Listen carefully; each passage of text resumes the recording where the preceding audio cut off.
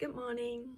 Welcome back to 21-day cultural translation challenge. This is day 3. I am Tomo. Welcome back for those who visited my day 1 and day 2, and welcome for those who are visiting first. Can you hear the birds chirping? Yes, I'm at the hilltop house, and this is a beautiful morning, and I feel so good to be sharing this. So this 21-day challenge is for me to sort of like really trying to deepen and clarify my practice as a cultural translator, and also to share all this wisdom, knowledge, and inspiration that I've accumulated through encounters with all these great books, and trying to offer it to you if you're listening to this in the morning, some inspiration to keep you going for the day, food for thought before going to bed, just something to ease into. This is going to be like a really short video where I share the inspirational quotes and my thoughts and the cultural translation to be followed. And yes, there are so many words of wisdom that have been already published, but it's always good to, rediscover. So on the day 3, I'm happy that I'm on the day 3 already, and there's a saying in Japanese that 3-day monk, which means like, whether that's like running, jogging, diet, that you try to pick up some good new habit, but you can only carry on for 3 days, and after that you just kind of So this is a pivotal moment, and day 3, I'm happy that I'm here, and I'm hoping to continue this for another 18 days. Let's see. So this is the book I'm reading today, introducing today, Zen Buddhism and Psychoanalysis, and one of the authors is D.T. Suzuki, Daisetsu Suzuki, and many of you are probably familiar with this name. He is a prominent Buddhist scholar, and he also wrote many books in English with the help from his wife Beatrix. In the 20th century, so he was like really a major figure in spreading idea of Zen, communicating Zen spirit, particularly based in Western America. But anyway, today I wanted to this beautiful part. I wanted to share this part. This is actually like a really old book that I actually found in a Zen temple. I used to stay in a Zen temple, and they have like library which passed down I don't know how many generations, and in there I found this book, and I love these when I find notes like written by I'm sure like previous abbot. He was very he was good at English, and he also, of course, he was Zen monk, so I love reading this handwritten notes as well. But today I'm sharing this part. It says artist of life.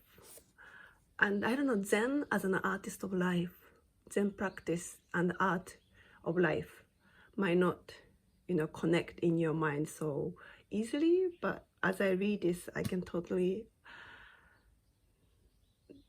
the association of it is like so clear. No even association, it's just that Zen is, life of Zen is art of life. And it's a beautiful text, so let me just dive into it before trying to tell about it myself. So artists of any kind, as far as I know, have to use one instrument or another to express themselves.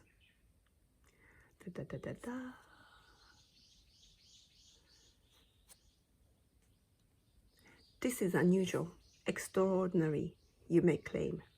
But when you think about this for a while, you will, I am sure, realize what I mean. If you do not, I will be more explicit and tell you this.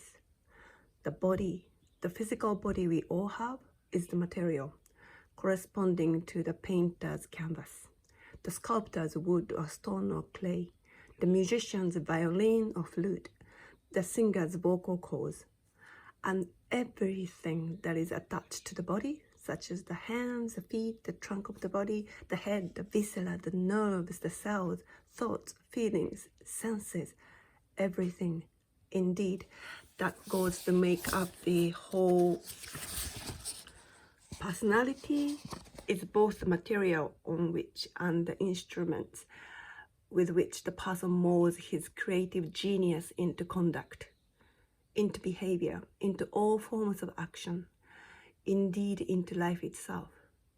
To such a person, his life reflects every image he creates out of his inexhaustive source of unconscious. To such, his every deed expresses originality, creativity, his living personality. Yeah, I will stop here for today, and I'd like to carry on maybe tomorrow. But when I read this, what came to me immediately was the quote by my favorite author, Elizabeth Gilbert. Well, I'm sure I don't have to explain, but he's the author of, the famous book, Eat, Pray, Love. And I think this conversation I heard was when she just published a book about creativity. And she talks about creativity is just like what we just read in this book, that everyone has. And some people would say that, yeah, it's easy for you because you are the creative person, I am not. And to that kind of comments, Elizabeth said, she would say like, but didn't you choose the job you work for? Didn't you choose the person you married to? So basically every choice we make in our everyday is our expression of ourselves, and that is creativity. The life we live in is the creation that we worked through our entire life. And I really love that. And yeah, you don't have to make anything tangible.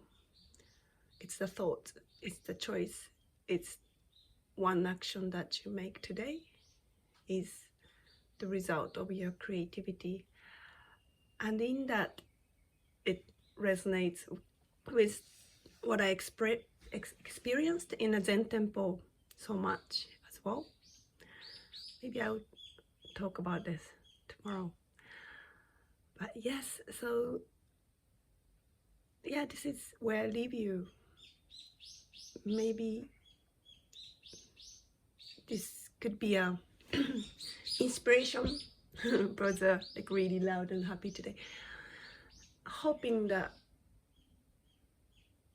yeah, it's knowing that inspiration, but you don't even have to consider it as an inspiration. What comes to us and we follow it, trying to listen to what our inner body is saying, and that's our expression of creativity.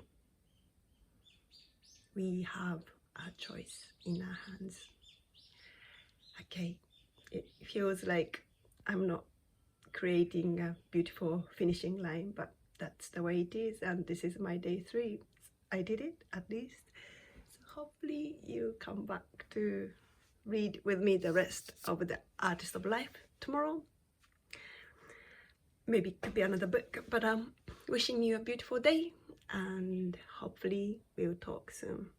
Bye bye.